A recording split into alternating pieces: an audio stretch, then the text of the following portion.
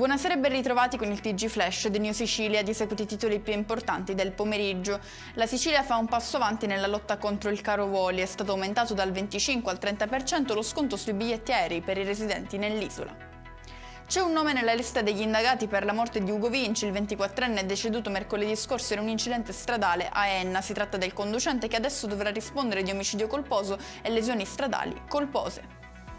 Riqualificare il porto rifugio di Gela per restituire al territorio un'infrastruttura strategica per tutta la Sicilia. Questo è l'obiettivo dell'accordo della Regione con l'ENI, secondo cui la società si impegna a versare un contributo economico di 3,7 milioni di euro.